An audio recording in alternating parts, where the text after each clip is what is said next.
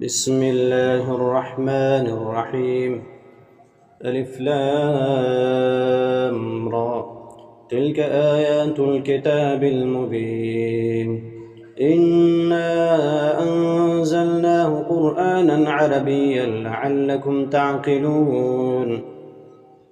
نحن نقص عليك أحسن القصص بما أوحينا إليك هذا القرآن وإن كنت من قبله لمن الغافلين. إذ قال يوسف لأبيه يا أبت إني رأيت 11 كوكبا والشمس والقمر رأيتهم لي ساجدين. قال يا بني لا تقصص رؤياك على إخوتك فيكيدوا لك كيدا إن الشيطان للإنسان عدو مبين. وكذلك يجتبيك ربك ويعلمك من تأويل الأحاديث ويتم نعمته عليك وعلى آل يعقوب كما أتمها على أبويك من قبل إبراهيم وإسحاق إن ربك عليم حكيم. لقد كان في يوسف وإخوته آيات للسائلين إذ قالوا ليوسف وأخوه أحب إلى أبينا منا ونحن عصبة إن أبانا لفي ضلال مبين. اقتلوا يوسف أو اطرحوه أرضا يخل لكم وجه أبيكم وتكونوا من بعده قوما صالحين. قال قائل منهم لا تقتلوا يوسف وألقوه في غيابة الجب يلتقطه بعض السيارة إن كنتم فاعلين. قالوا يا أبانا ما لك لا تأمنا على يوسف وإنا له لناصحون أرسله معنا غدا يرتع ويلعب وإنا له لحافظون. قال إني ليحزنني أن تذهبوا به وأخاف أن يأكله الذئب وأنتم عنه غافلون. قالوا لئن أكله الذئب ونحن عصبة إنا إذا لخاسرون. فلما ذهبوا به وأجمعوا أن يجعلوه في غيابة الجب وأوحينا إليه لتنبئنهم بأمرهم هذا وهم لا يشعرون. وجاءوا أباهم عشاء يبكون.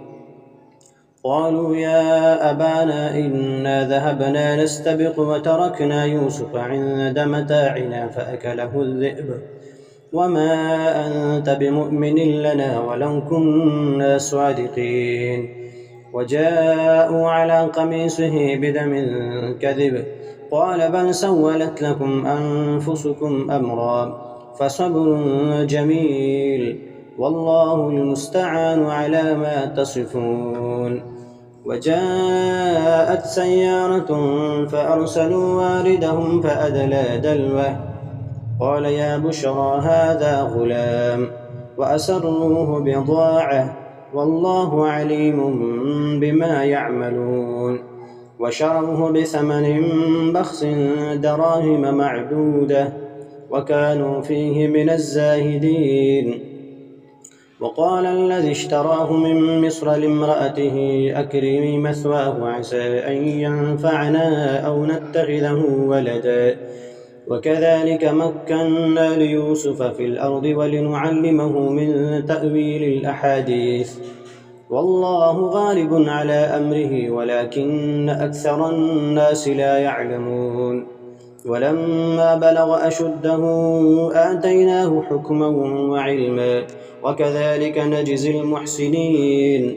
وراودته التي هو في بيتها عن نفسه وغلقت الأبواب وقالت هيت لك قال معاذ الله إنه ربي أحسن مثواي إنه لا يفلح الظالمون. ولقد همت به وهم بها لولا أن رأى برهان ربه كذلك لنصرف عنه السوء والفحشاء إنه من عبادنا المخلصين. واستبق الباب وقدت قميصه من دبر وألف يا سيدها لدى الباب.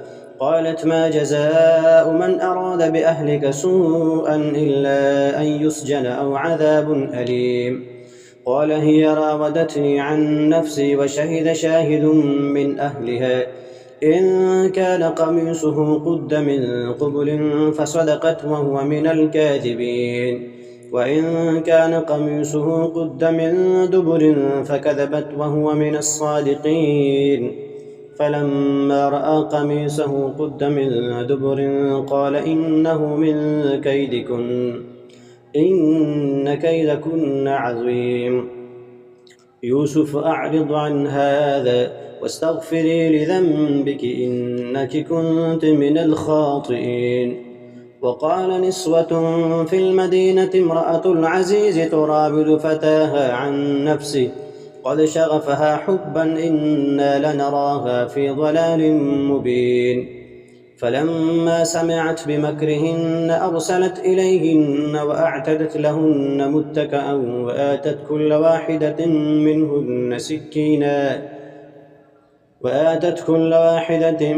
منهن سكينا وقالت اخرج عليهن. فلما رأينه أكبرنه وقطعن أيديهن وقلن حاش لله ما هذا بشرا إن هذا إلا ملك كريم.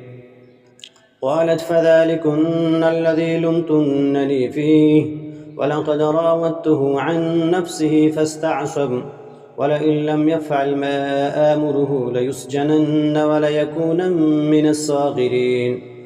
قال رب السجن أحب إلي مما يدعونني إليه وإلا تصرف عني كيدهن أصب إليهن وأكن من الجاهلين. فاستجاب له ربه فصرف عنه كيدهن إنه هو السميع العليم. ثم بدا لهم من بعد ما رأوا الآيات ليسجننه حتى حين.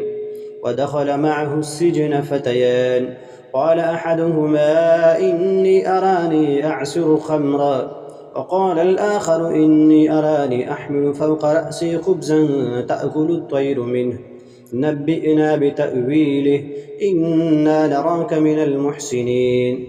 قال لا يأتيكما طعام ترزقانه إلا نبأتكما بتأويله قبل أن يأتيكما ذلكما مما علمني ربي إني تركت ملة قوم لا يؤمنون بالله وهم بالآخرة هم كافرون واتبعت ملة آبائي إبراهيم وإسحاق ويعقوب ما كان لنا أن نشرك بالله من شيء ذلك من فضل الله علينا وعلى الناس ولكن أكثر الناس لا يشكرون.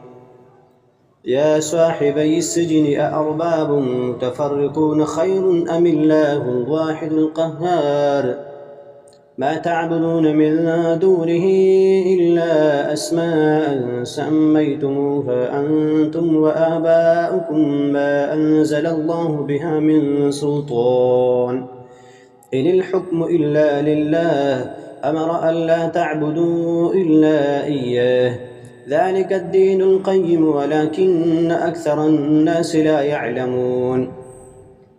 يا صاحبي السجن أما أحدكما فيسقي ربه خمرا وأما الآخر فيسلب فتأكل الطير من رأسه قضي الأمر الذي فيه تستفتيان. وقال للذي ظن أنه ناج منهم